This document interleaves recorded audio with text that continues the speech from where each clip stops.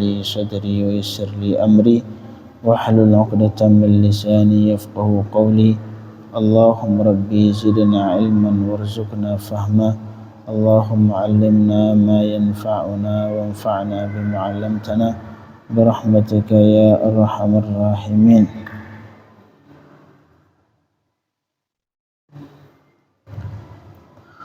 Jamaah maghrib yang dirahmati Allah, kita lanjutkan kajian fikih puasa, terutama puasa Ramadan.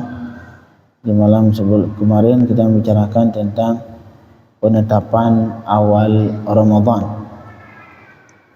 Penetapan awal Ramadan dengan dua cara.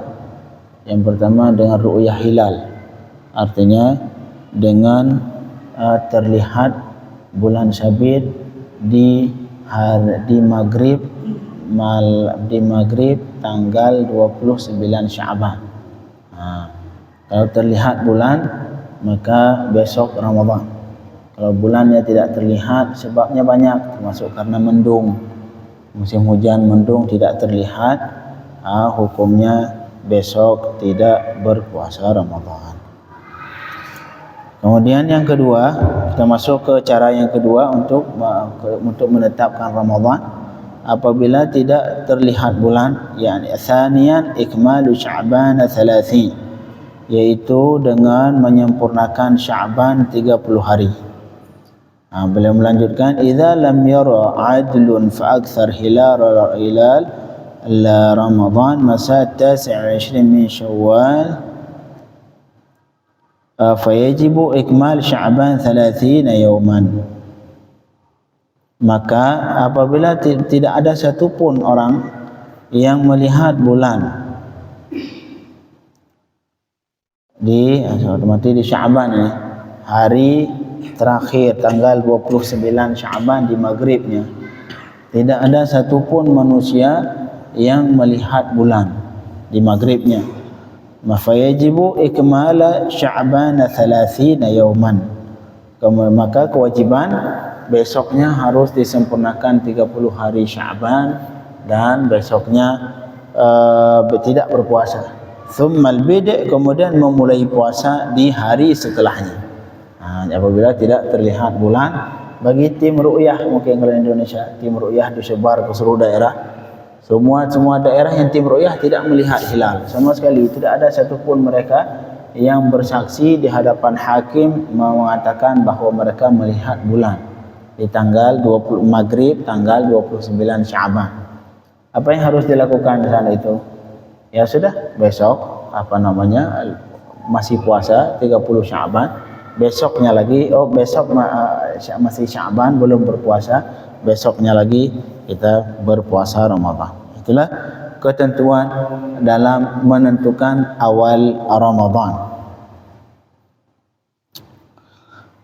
Karena semua seperti yang kemarin hadis yang kita baca, hadis diriwayatkan oleh Imam Al-Bukhari, Imam Al-Muslim, sumu li ru'yatih, puasalah kalian karena melihat bulan. Artinya di sini Rasul menjadikan patokan berpuasa dengan melihat bulan. Kalau bulan terlihat, puasa. Kalau tidak, wa aftiru li ru'yatih, kalian lebaran juga dengan melihat bulan. Fa in ghumma alaikum, al-ghamam artinya awan, fa in ghumma, apabila dimendungkan terhadap kalian, artinya tidak terlihat bulan. Walaupun bulannya sudah ada, Ustaz. Bulannya sudah ada, walaupun selama belum terlihat, ketika dilihat belum terlihat, walaupun sebenarnya di belakang awan bulan sudah ada. Berpuasa kita besok. Fa in ghumma alaikum fa akmilu iddata Sya'ban 30 yawman. Apabila kalian mendung sehingga tidak terlihat bulan, walaupun sebenarnya bisa jadi bulannya sudah ada, hukumnya fa akmilu iddata Sya'ban 30 yawman. Kalian harus menyempurnakan Sya'ban 30 hari. Artinya Rasul menjadikan tolak ukur berpuasa atau tidak dengan terlihat bulan. Terlihat puasa, tidak terlihat sempurnakan Sya'ban. Itu ketentuan. Itulah. Kemudian beliau melanjutkan, ini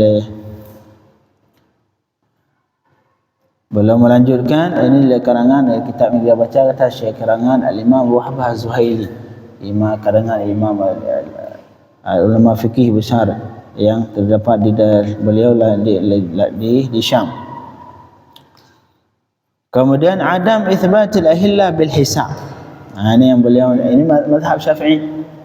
Malahan disebutkan seluruh mazhab baik mazhab Imam Abu Hanifah, mazhab Imam Malik, mazhab Imam Ahmad bin Hanbal, mazhab Imam Syafi'i yang kita baca sekarang, semuanya sepakat, semuanya 4 mazhab sepakat tidak boleh menetapkan Ramadan dengan hisab.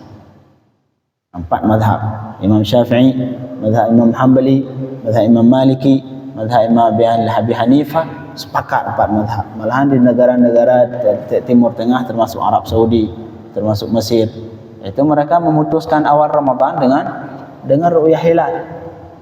Antar biasanya mereka Kementerian Agama sama seperti Indonesia, mereka memutuskan ini sudah terlihat bulan di daerah fulan, misalkan di daerah fulan, maka besok kita Ramadan. Nah, jadi semua negara-negara di Arab juga mereka memutuskan awal berpuasa Ramadan dengan terlihat bulan. Nah, termasuk 4 mazhab. Mazhab Syafi'i yang kita baca juga, mazhab Syafi'i tidak boleh berpuasa Ramadan cuman dengan hisab. Kalau misalkan berbarengan hisab plus terlihat bulan, bagus. Nah, kalau sudah hisab, ketika dihitung hari ini terlihat bulan, dan ketika dilihat memang terlihat pas. Tapi kalau dalam hitungan hari ini terlihat bulan, tiba-tiba pas dilihat tidak terlihat, apakah puasa? Tidak puasa, tidak berpuasa. Kemudian la yathbut, kala beliau la yathbutu hilal Ramadan wala ghairuhu biqaulil munajjimin. Tidak ditetapkan hilal Ramadan, begitu juga hilal yang selain bulan Ramadan, hilal Syawal, hilal Sya'ban.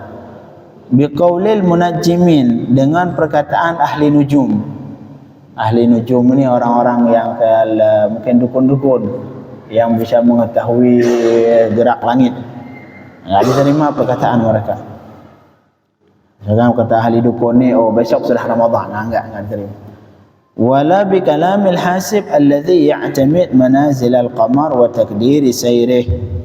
Dan juga tidak ditetapkan hilal Ramadan dengan perkataan ahli hisab yang mereka berpegangan ketika memutuskan, berpegangan ke manazilil qamar, yaitu letak berjalannya qamar. Jadi mereka menghitung ini perputaran matahari, perputaran bulan, ini kalau segini perputaran maka besok terlihat bulan. Kata mereka. Ini tidak. Wa taqdiri sayrih, dan mereka mentakdirkan perjalanan bulan. Ini kan tukang hisab. Hisab artinya mereka menentukan ini perjalanan bulan, ini kalau sekian berputar, sekian artinya letak berjalannya bulan. Akhirnya mereka dengan itu tanpa melihat bulan, mencukupkan dengan itu tanpa melakukan ru'yah sama sekali, tidak boleh.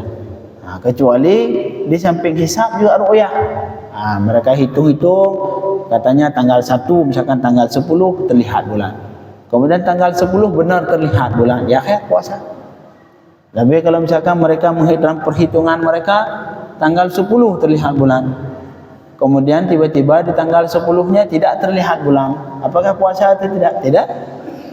Sama persis misalkan seperti mereka ahli hisab misalkan menentukan jam waktu maghrib jam 6:00. Tiba-tiba kita lihat matahari masih belum terbenam ketika jam 6. Apakah kita salat? Tidak. Tidak salat. Kita tetap enggak boleh salat belum terbenam matahari, walaupun ahli hisab mengatakan sudah terbenam. Karena itu cuma hasil dari takdir. Kalau misalkan benar sesuai, misalkan sesuai, mereka mengatakan masuk waktu maghrib jam 6:00. Kemudian pas jam 6 kita lihat matahari sudah benar terbenam, ya pas. Tapi kalau tidak sesuai, apakah yang kita ikut siapa? Yang kita ikut apakah matahari atau ahli hisab?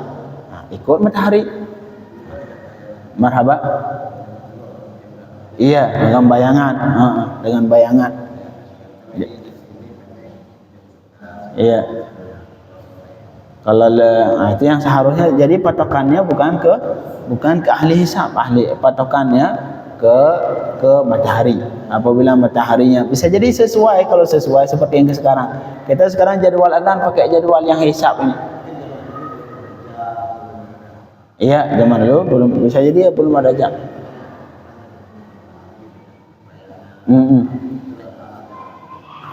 Iya. Kalau sekarang juga kalau misalkan ada jam dan ditulis di situ untuk misalkan maghrib jam 6 misalkan. Kemudian tiba-tiba jam 6 belum terbenam matahari, apa yang kita lakukan? Enggak boleh ikut jam. Tetap ikut yang digaris oleh Rasulullah sallallahu alaihi wasallam. Kalau sesuai, alhamdulillah kita sekarang alhamdulillah sesuai. Ya khair, kita ikuti. Tapi kalau tidak sesuai, tidak boleh diikuti pendapat ahli hisab. Yang diikuti adalah wa inna yang petunjuk adalah kitabullah wa sunnatu Rasulillah.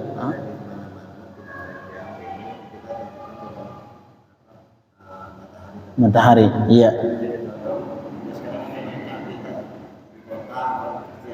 Kalau di kota sulit melihat matahari karena terhalang sama bangunan. Benar, patokannya ke matahari. Begitu juga masalah hilal Ramadan pertama untuk berpuasa. Ini mazhab Syafi'i yang kita baca, tidak boleh menetapkan hilal Ramadan sudah masuk Ramadan dengan sekedar hisab. Tapi kalau hisab plus ru'yah bagus. Tapi kalau beda, kata hisab hari Senin, kemudian kata ru'yah hari Senin tidak terlihat bulan. Kata ru'yah kalau di hari Seninnya tidak terlihat bulan, besoknya terlihat, besok puasa. Ini deh. Karena dalam hal ini yang jadi pertanyaan, Ustaz, kan dulu Ustaz belum ada alat canggih, mungkin Rasul jadi enggak terlihat, makanya Rasul melihat dengan mata. Oh tidak, ini masalah ibadat. Dulu juga kalau misalkan dulu kita menyamak sama yang ketika kena anjing itu berapa kali pakai tanah. Jangan datang kita sekarang, dulu kan Ustaz enggak ada alat pembersih, enggak ada alkohol. Sekarang enggak perlu pakai tanah, saya mau pakai alat lain yang pembersih, boleh seperti itu? Enggak boleh. Walaupun misalkan dia kata enggak boleh, harus pakai tanah. Misalkan dulu kan kalau nyamak kita dijilat anjing misalkan, naudzubillah min dzalik, itu cuci 7 kali. Sekalinya harus pakai tanah. Antar datang kan itu zaman dulu Ustaz. Zaman dulu enggak ada air yang canggih, enggak ada sabun. Enggak ada sabun, makanya dulu Rasul pakai tanah. Sekarang mau pakai sabun, saya mau pakai sabunnya, saya enggak mau pakai tanah. Itu dulu Rasul enggak ada sabun, astagfirullah. Enggak boleh, harus pakai tanah. Karena ini masalah ibadat. Masalah ibadat tidak boleh dipermainkan, harus sesuai dengan anjuran Rasulullah sallallahu alaihi wasallam. Termasuk puasa. Enggak boleh kita katakan, oh dulu Rasul itu dulu Rasul bodoh, Ustaz. Rasul dulu masa Rasul itu sahabat itu bodoh-bodoh semua, enggak bisa ngitung seperti sekarang. Enggak, harus ikuti. Walaupun kita lebih pintar, tapi dalam hal ibadat harus ikuti yang digaris oleh Rasul sallallahu alaihi wasallam. Walaupun Rasul mungkin di zaman Rasul enggak ada sabun, enggak ada tetnab, giliran cuci kena anjing harus 7 kali, satunya pakai tanah, enggak boleh pakai sabun. Padahal kalau kita cek lebih bersih mana sabun sama tanah? Lebih bersih sabun. Ataupun pengen tayamum kita pakai akal kita, Ustaz saya pengen tayamum. Dulu zaman Rasul itu enggak ada sabun atau enggak ada alat yang lebih membersihkan, makanya giliran enggak ada air mereka pakai tanah, pakai debu. Zaman sekarang sudah banyak alat yang lain yang membersihkan melebihi dari tanah. Saya mau pakai alat ini aja. Boleh Ustaz seperti itu? Enggak boleh, harus pakai debu. Karena ini bagian ibadat. Ibadat tidak boleh dilambahkan, tidak boleh dikurangi. Seperti halnya Ramadan, sama persis. Puasa ikuti dalam beribadat, puasa seperti garis yang digariskan oleh Rasul, tidak boleh ditambah, enggak boleh dikurangi. Walaupun zaman sekarang sudah maju, walaupun dalam hal ibadat misalkan dulu salat zuhur 4 rakaat, ketika zaman maju jadi 3 rakaat, tidak harus 4 rakaat. Enggak boleh, boleh lebih. Dalam hal ibadat tidak boleh, harus sesuai yang digariskan oleh Rasul sallallahu alaihi wasallam. Dan sebenarnya kalau kita cek dalam hal ini 4 mazhab sekaligus. 4 mazhab semuanya mengatakan tidak boleh menentukan awal Ramadan dengan hisab. 4 mazhab sekaligus. Malahan sebagian ulama mengatakan, termasuk Bin Baz yang ulama Saudi, termasuk Ibn Taymiyah, beliau mengatakan orang yang menentukan awal Ramadan dengan hisab melawan ijma'. Itu beliau dianggap melawan ijma'. Ijma' artinya menurut mereka beliau itu ijma' sudah untuk menentukan awal Ramadan harus dengan ru'yah. Ini yang kita baca. Tapi apa berarti Ustaz menolak hisab? Yang melakukan hisab silahkan. Misalkan Ustaz, berarti Ustaz enggak menerima hisab, berarti Ustaz menyesatkan orang hisab. Tidak, saya enggak pernah menyesatkan orang hisab. Silakan. Semuanya beribadah ke Allah, silakan. Yang mau ikut hisab silakan, yang mau ikut ru'yah silakan. Nanti di hari kiamat kita lihat.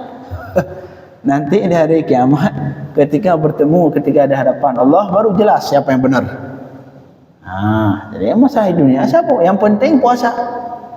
Yang penting puasa. Yang masalah siapa? Sudah hisab kagak, ru'yah kagak, giliran lebaran bulan puasa warteg dibuka di depan. Ini yang boleh enggak boleh. Warteg buka, warung buka, kemudian kedai kopi buka di depan. Minum pagi, jam 7 minum pagi. Mungkin kalau orang Kristen misalkan Chinese yang minum malah pas. Ini Muslim muka Indonesia. Jadi kita lihat, minum ngopi samping jalan. Malahan ada yang jual ketan. Salah. Ini yang enggak boleh ini enggak boleh. Apa? Malahan sebagian warteg tutup gordeng doang, sandalnya banyak. Ini yang berbahaya itu, yang berbahaya. Jadi tapi hukum fikih seperti ini. Hukum fikih 4 mazhab menyatakan tidak boleh menentukan awal Ramadan dengan hisab saja. Tapi kalau hisab kemudian ru'yah plus bagus. Tapi kalau hisab dan ru'yah berbeda. Ru'yah hari ini, hisab hari ini. Kita ngambil ru'yah. Ini 4 mazhab. Kemudian misalkan ada orang, Ustaz, saya enggak suka dengan ru'yah capek doang ngelihat matahari, saya mau ambil hisab, saya silakan. Silakan puasa. Yang menerima silahkan, yang ikut ini silahkan, yang ikut itu silahkan. Yang penting kita umat Islam tidak saling menyesatkan. Entar di hari kiamat kita lihat. Di hari kiamat ketika di hadapan Allah Subhanahu wa taala, saat itu sudah lepas siapa yang benar. Di dunia silahkan mau ikut A silahkan, ikut B silahkan. Entar yang pasti nanti di hari kiamat semua dimintai pertanggungjawaban oleh Allah Subhanahu wa ta'ala. Tapi dalam hal ini kita ikut lebih mana yang ikut. Kalau pendapat Ustaz terus bagaimana Ustaz? Ustaz sendiri ru'yah atau hisab? Saya ngikut yang banyak. Saya ikut yang banyak. Yang pendapat Muslim, yang dua-dua Muslim, tapi yang terbanyak. Sawadul a'zam artinya yang banyak. Karena disebutkan dalam sebagian riwayat itu kambing yang diterkam sama binatang buas. Kambing mana? Kambing yang satu terlepas. Tapi kalau di ramai-ramai itu biasanya aman. Seperti inilah dalam beramal. Maka disebutkan dalam ayat Al-Quran, Bismillahirrahmanirrahim, wa may yushaqiqir rasula min ba'di ma tabayyana lahul huda wa yattabi' ghayra sabilil mu'minin. Orang yang mengikut bukan jalan muslimin yang lain, meleset sendiri dia di luar. Orang lain semua ke sini, kita ke sini cara ngamal. Itu yang bermasalah. Syad. Cuman apakah Ustaz menyesatkan? Tidak. Semua mukmin beribadat dengan caranya masing-masing, silahkan.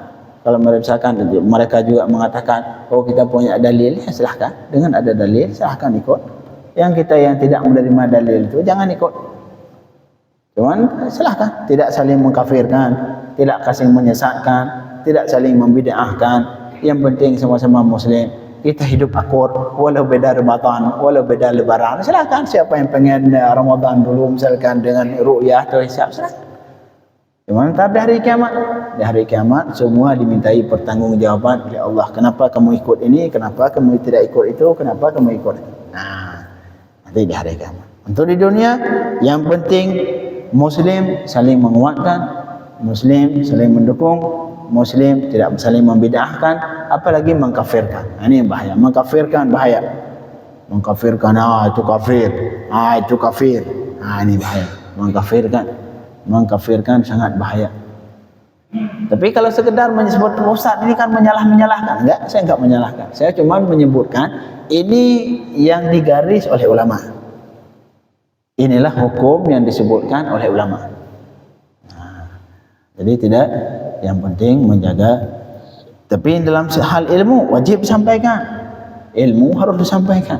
Ilmu seperti ini. Yang mau ikut silakan, yang enggak ikut juga silakan. Di hari kiamat keputusan dari Allah oleh Allah Subhanahu wa taala. Kemudian wala yathbut hilal Ramadan bil manam. Dan juga tidak boleh ditetapkan masuk bulan Ramadan untuk berpuasa dengan mimpi. Ada orang mimpi. Besok-besok dia bangun ngakunya hatta law ra'a insan an-nabi fil manam faqala lahu al-laila awal Ramadan.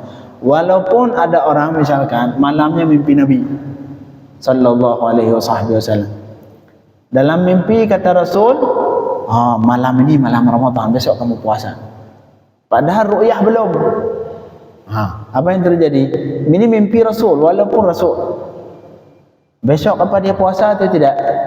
Boleh. Enggak boleh puasa. Apalagi mimpi yang lain enggak jelas. Fala yasihhu shaum bihadzal manam la li sahibil manam wala li ghairihi bil ijma'. Maka hukumnya tidak boleh berpuasa dengan sebab mimpi tadi. Bagi dia tidak boleh, bagi orang yang bermimpi sendiri, bagi orang lain juga tidak boleh. Jadi tidak boleh diputuskan hukum cuma sekedar mimpi, enggak boleh. Hukum itu harus lewat dalil, harus lewat Al-Quran, harus lewat hadis atau ijma' atau al-qiyas. Ini hadis, dalil, sumber hukum yang disepakati. Harus lewat sumber hukum yang disepakati. Enggak boleh lewat mimpi. Enggak boleh mimpi.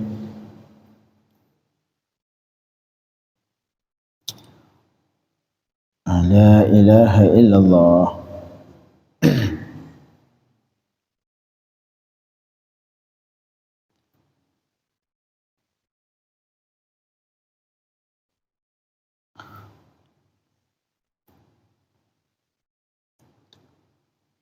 Ini selesai sudah tentang menetapkan awal Ramadan. Kemudian selanjutnya kita masuk pembahasan syurutus shiyam, syarat berpuasa. Dalam berpuasa ada dua syarat. Ada yang pertama namanya syarat wajib, yang kedua syarat sah. Syarat wajib artinya hal-hal yang dibutuhkan supaya wajib berpuasa. Contohnya misalkan anak kecil, wajib puasa anak kecil? Tidak, karena tidak memiliki syarat, itu taklif. Ataupun orang gila, wajib puasa? Tidak. Ataupun orang musafir, wajib puasa orang musafir? Juga tidak. Orang musafir tidak wajib berpuasa. Kalau puasa sah. Itu yang pertama namanya syarat wajib. Artinya hal-hal yang disyaratkan supaya diwajibkan berpuasa. Ada yang kedua namanya syarat sah. Syarat sah artinya hal-hal yang disyaratkan untuk sah puasa. Sehingga kalau misalkan tidak cukup syarat ini, puasa dianggap tidak sah. Yang pertama syurutu wujubis shiyam, syarat wajib berpuasa. Yang pertama al-Islam, Islam. Harus Islam berpuasa. Kalau kafir, kalau di dunia tidak wajib berpuasa kafir. Artinya arti tidak wajib apa? Enggak boleh kita didengin kafir ini, kenapa kamu enggak puasa? Kita paksa dia puasa, enggak boleh. Tapi di hari kiamat mereka akan dihukum gara-gara tidak puasa. Mereka di hari kiamat kena hukuman. Kena hukuman karena tidak berpuasa. Artinya tidak wajib puasa bagi orang kafir di dunia. Di dunia mereka tidak boleh, kita misalkan negara Islam, kita pun negara Islam, Indonesia bukan enggak jelas negara setengah-setengah Islam, enggak mau dihukumi Islam juga. Tapi masyarakatnya Islam semua, pemimpinnya Islam, alhamdulillah, negara Islam walaupun tidak menjalankan syariat Islam. Tapi yang pada dasarnya kalau negara Islam yang menjalankan syariat Islam, itu pemerintah harus kalau muslim wajib dipaksa muslim untuk berpuasa. Tapi kalau kafir tidak, biarin dia enggak puasa. Cuma ntar di hari kiamat dia tetap dihukum karena tidak berpuasa. Itu yang pertama.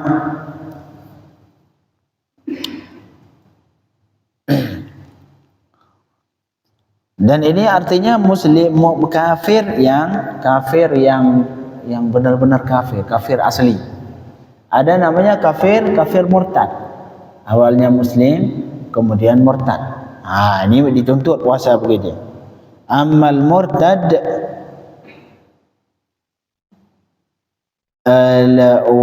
fala yutalab bi fi'li sum fi hal riddatihi fi muddatil istitaba. Ini hukum murtad dalam Islam. Seseorang dihukum murtad, keluar dari Islam, itu seharusnya pemerintah harus turun tangan di situ. Pemerintah turun tangan untuk mengajak dia kembali untuk masuk kembali ke Islam. Diminta dia untuk bertaubat. Jadi seseorang itu murtad karena ada keraguan tentang keyakinan Islam.